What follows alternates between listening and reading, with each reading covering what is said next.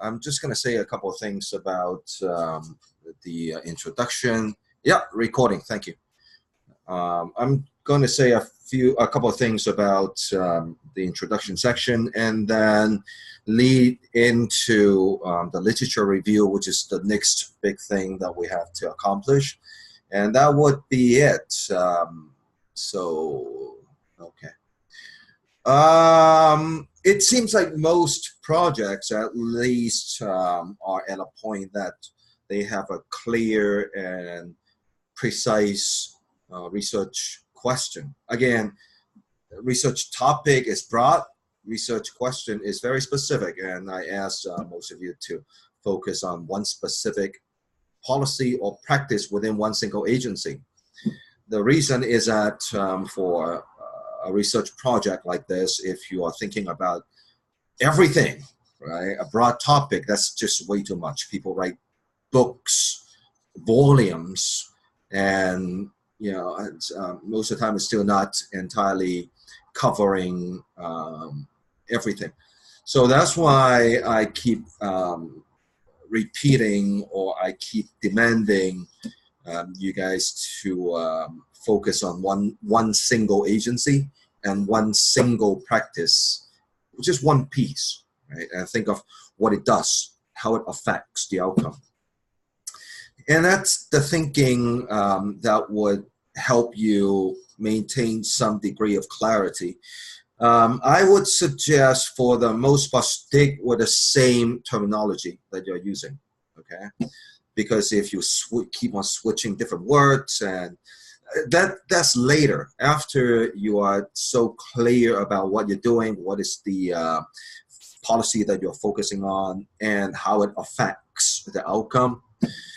After you have done it enough that you are absolutely clear without any confusion, then you can start switching words, in the revision, use slightly different characterizations. But for now, I really strongly suggest that you stick with the same terminology. It might sound a little bit boring for now, but later you can always revise it in the final draft, right? I really think that clarity is the most important thing. Now, first of all, when it comes to the other thing, I hope you've been using the worksheet that I've posted on Canvas. It's a matter of organization and also a checklist so that you don't forget anything, right? And if you look at the worksheet, give me 1 second, let me pull it up. Again, the introduction section, the major thing is to introduce your research topic and your research question, and then the significance of it, right? So, and significance, I keep mentioning, think about a quote, right? A dollar amount, or the number of cases or number of individuals being processed in the agency or that specific policy that you want to address, right? So I know most of us, when we think, we assume that we know, but it's not difficult to miss something. So make sure that you have a clear statement of the problem. Now, when I say that, and I just posted another announcement on the on Canvas, right? So if you take a look at one of the latest announcements, I asked you to use certain criteria in looking at your introduction section to see if whether you have done enough, right? So under the research topic, how well is the topic introduced? Did you provide a context to your research question? Once again, research topic, research question, right? So the research topic could be the context, could be some kind of phenomenon, or maybe it's the type of agency, or maybe it's an institutional need, so on and so forth. But the most important thing is that have you provided a clear description of your research topic? Now, partly, I think many of you are struggling a bit because uh, you have yet to reach the point of familiarity with the research topic that you think you are. Right? So there are certain topics. When I read the research proposals, it seems like you have some knowledge about it, but not in depth enough to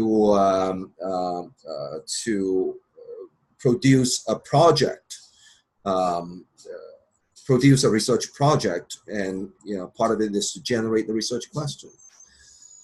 So, but ultimately, a research topic, when you write it, when you introduce it well enough, the next point in the announcement, if you ask a layperson to read the section covering your research topic, a layperson, somebody who is not a specialist in the topic that you are discussing, if you ask just an ordinary person to read the section, do you think you have explained it well enough that the reader would gain some basic understanding on the topic? Just basic understanding, right? That's all we're asking in the introduction section. And then, of course, the next big thing is the research question. In the introduction section, part of it is to explain your research question. A lot of times I see people not linking the components within the research question, meaning they talk about X and talk about Y, but they never really quite link X and Y, at least in the introduction section, right? Later on in the literature review, you go more in depth, but even in the introduction section, you would need to explain how X is related to Y, how X is affecting Y, even just like very casually. That's something that you have to do in the research question. Another thing a lot of times people struggle with is the use of the language. Um, the academic language is not very colloquial. It's not how we talk, right, on a daily basis. And so make sure that you take a look at the link on biased or loaded language, all right? You don't want to appeal to the emotions, or you are not trying to ask your reader to form an opinion on the subject matter. You're explaining whatever it is, and let the reader decide for him or herself upon the evidence that you're presenting, right? So be very careful in the use of language, and be mindful whether there is some kind of bias or some kind of loaded language that you are using. I know we're all passionate about certain topics. We're all invested in either the topic itself or the cause, but that's not how we approach research. Like I said, think about how you write a report at work, right? It's not about making people agree with you. It's about presenting the facts, right, as neutral as possible. The other thing is use consistent language, meaning the relationship between X and Y, right? If X increase Y, then keep on writing in terms of increase. You can use different characterizations, but keep that increase, right? Or improve, or enhance, or whatever it is. But keep the direction consistent throughout the entire writing. Okay? And the other thing is that the terminology, right? Be very careful with using the same terms throughout the entire document. All right. So those are the things that are very important in evaluating the introduction section. And of course, like a couple of other things that I mentioned, whether you're using the correct quotes, whether you are really presenting adequately the significance of the investigation, all that stuff, then is something that you need to keep in mind. All right. So let me go back to it. Right, and don't forget the first draft is due on Thursday, the 20th, 3 to 5 pages. And yeah, turnitin.com and no more than 15%. What it means is that the match rate, right? Paraphrase, paraphrase, paraphrase. We want to see you, your work, and your thoughts instead of whatever you're quoting. If if whatever quoting is the point, then it wouldn't be necessary. So 15%. The system might take a little while to give you a match rate. So I highly suggest that you leave yourself more time. Okay. Now for the folks who are a little behind, it's not the end of the world. All right. I know this process is very stressful, and there's a transition between the proposal, the topic proposal, and the research question that you're working on. But it's all part of the research process. So if you're falling behind, try to produce as much as possible. Now, one of the biggest problems is that people who are falling behind, they're not watching the Zoom sessions that they missed, or they are not looking at what I posted on Canvas, and that really doesn't help. Right? That really, really doesn't help. So just see how far you get on Thursday. At least give me a draft to let me know that you're working on it, and we'll keep it going. My goal, and people say I'm not reassuring enough. I don't know what kind of reassurance people need, but my goal is to make sure that everybody in this cohort finish on time. Okay. And it might require some significant effort in some cases, but that's my goal, is to help you to finish on time. Okay.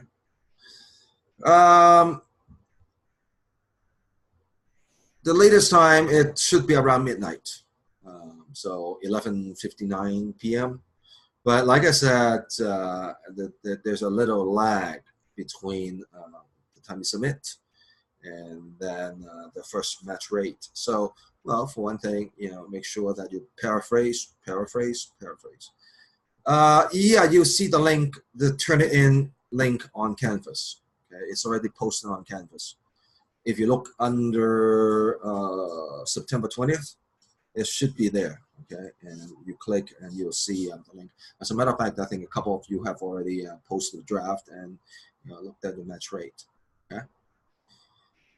Okay. So yeah, for those of you who are falling behind, just push as far as you can before Thursday, and we'll see where you're at. Okay. Once you stall, it's really difficult to catch up. All right, the next section.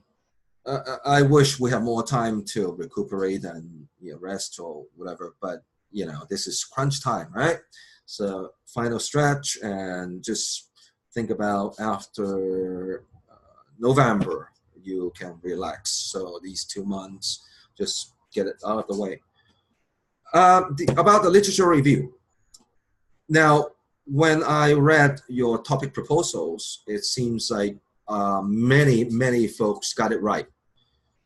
And some folks have a difficulty in understanding what a literature review is about. So a literature review, the most important part of the literature review is to really review what we know about the topic. So it's not just about numbers, it's not just about figures, but the research on the specific topic, okay? And that's something that the research findings. So when in doubt, seriously, when in doubt, take a look at the sample paper that I posted, and you'll realize that in the literature review, the student cover the existing research on the topic. It's not just about the scale. That's something that you introduce in the introduction section and maybe the first paragraph of the literature review. But the main bulk of the literature review is about all the research findings. And so what you should do as soon as you finish the introduction section is to collect more references or sources, right? And the minimum requirement for the from the MPA program is 20 sources, and it's okay, because if you read any published paper, then the reference section is a lot longer. Now, part of the reason why I asked you guys to be as specific as possible in your research question is that you can use those keywords in doing a search on the library website. If you are throwing some general,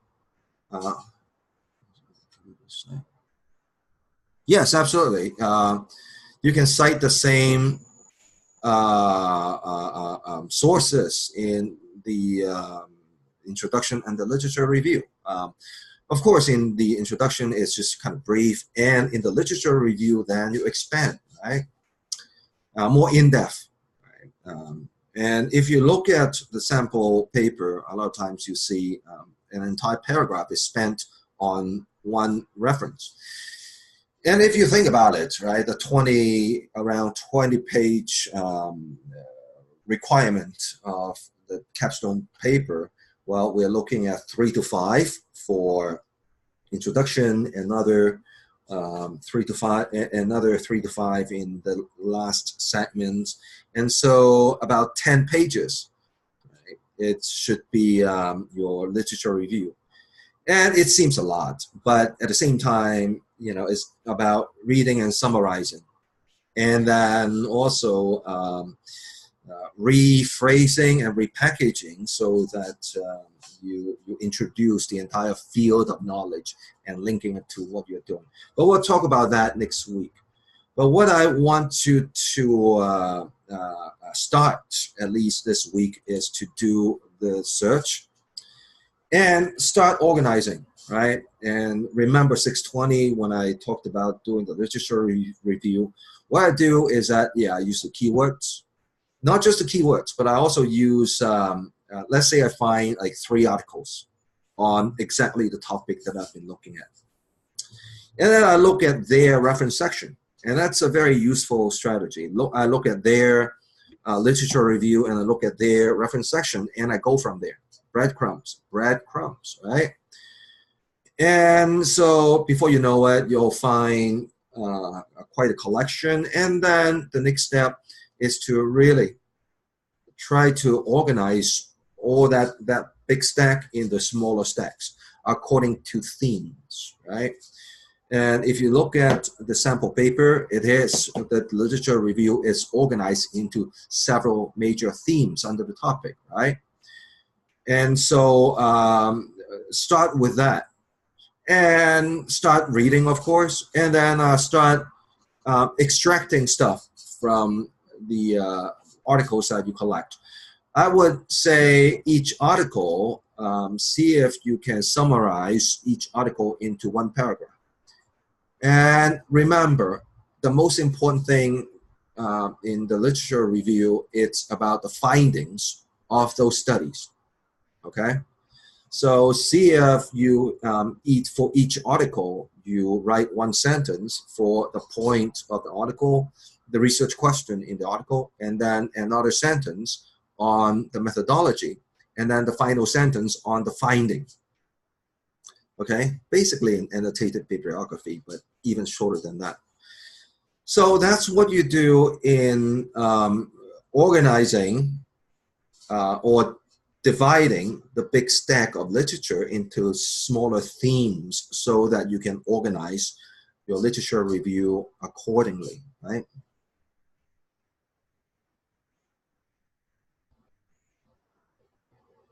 Right, right. I'll give you feedback on the intro draft as quickly as possible, and most of you know that I usually get back to you within 48 hours, right? But it's in that case, hopefully your introductions are at least 75%, 80% good, so that it's just fine tuning and adjusting instead of having to do major revisions. I really hope so, and that's why I keep asking you guys to use the worksheet, right? If you've use the worksheet and also the PowerPoint, then it should be more or less on the right track. And if that's the case, then it's just a matter of revising until the final draft, right? And that's the idea, that we take this big project apart into smaller pieces and we work on it one piece at a time. So if let's say September 20th and your intro is more or less good, and just like small things to fix, and then that's it. Leave it alone until the final draft of the whole thing, so that to see if there's any revisions necessary, right? And that's why I'm trying to make sure that you guys are in the right direction, on the right track, so that you don't have to go back and change that much, when you finish the whole thing. Okay, does that answer your question? I think so. Right? Do we get to work on? Yes, absolutely. Any part you can keep working on it. Let's say if you're a perfectionist, you got some feedback, you work on it, and you want to work on it more. Absolutely. That's that.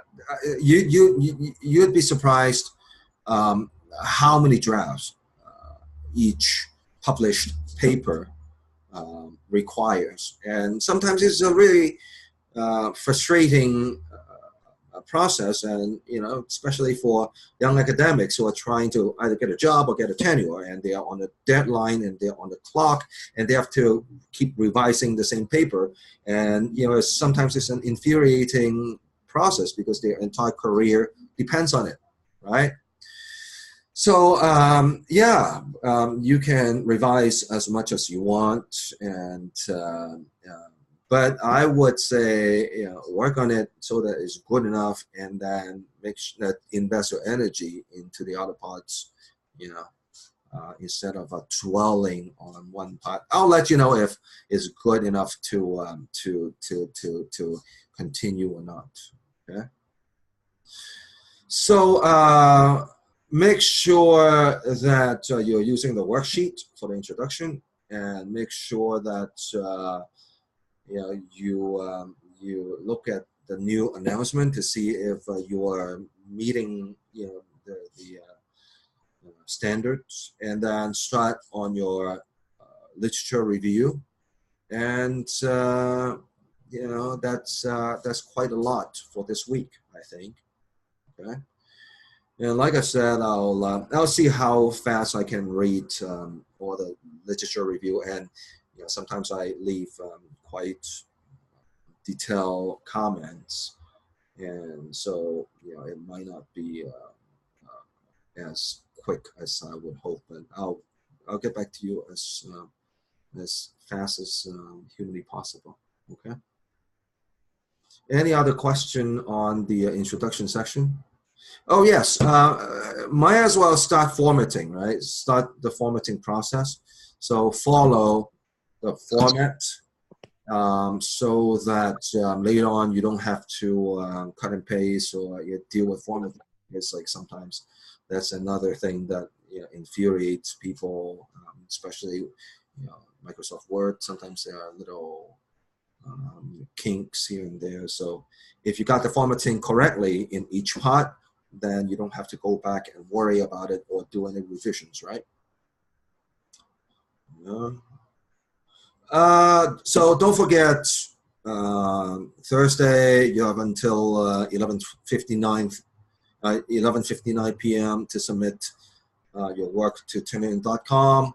15% match rate and send me a copy as an attachment, and leave yourself time, because turn it in, it takes more time, especially when it gets flushed, then it takes more time to generate a match rate, and you need time to revise if necessary. And what happened if you yeah, I was just mentioning that earlier. It's okay. I noticed several of you falling behind, because it took longer to work on your research questions. So I want to see how far you get on Thursday. But if it's not complete, then it's okay. It's not like you're going to fail the whole thing and da da da da da. It's necessary, and it's very important that people don't make it a habit to miss the deadlines or do their work late. So, because later on, particularly the deadline set by grad division, then there's nothing I can do about that, right? Then you can't finish on time. But for this assignment, if you're a little late, that's fine. Okay. Just let me know and keep in communication. Don't disappear and then all of a sudden a week later, like, oh crap, that is not helpful to you, right? And right. Anything else? 15%. Don't forget, right? Anything else for now? Yeah, just make sure. Yeah. Yes, there is a planning form with the grad division, and it's just a form, and it's a small thing with the ETD, the electronic thesis and dissertation system, and it doesn't take that long, and I'll talk about it next week. Right? I need to make sure that everyone in the MPA program is doing the exact same thing, not just my cohort, your cohort, or like my class. So I will get some confirmation from everyone else in the MPA program, and then I'll give you the details. Right? But it's just a form that you have to fill out. It's not an assignment or anything. But if that form is not filed with the grad division by October 1st, because it's a planning form, it's telling the grad division that you are finishing this semester. So if you missed that deadline, grad division is not going to let you finish this semester. Right? So it's very important that you don't miss that deadline. And I'll get you more information next week. Okay, it's just a form. What else? All right. So once again, use the worksheet, the introduction section worksheet. Right. I think that kind of makes it a little bit easier in the process. I hope it makes it easier. Right. And I've read a couple of drafts, and it seems like, yeah, it does make it easier to put together the entire section. Okay.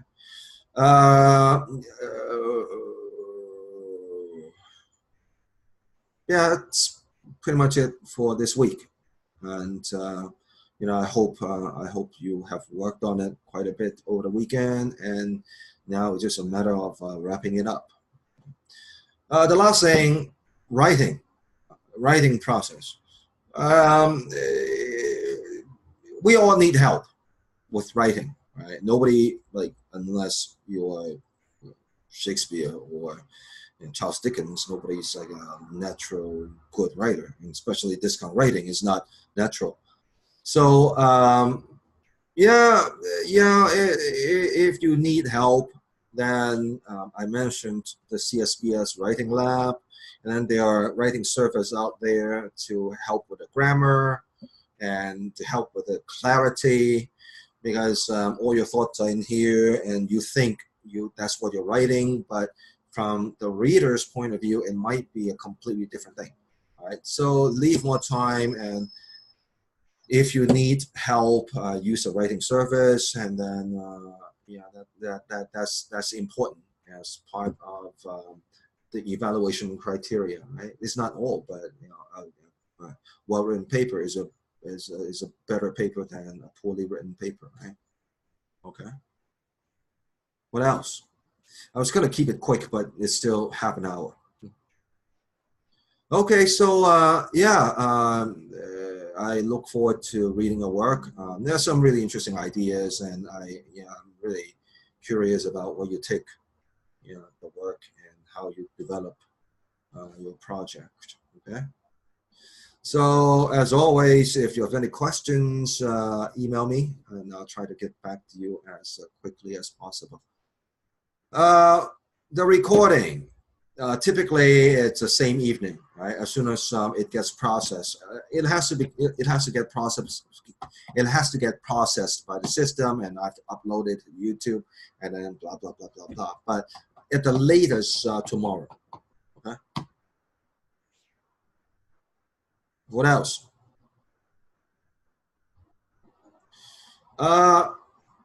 Yeah. Make use of what I've posted on Canvas. Okay. Um, I mean, I'm really trying to help, and that's one way that I'm trying to help. All right, so that's it. And like I said, I look forward to receive your work on Thursday. Okay, I'm stopping recording now.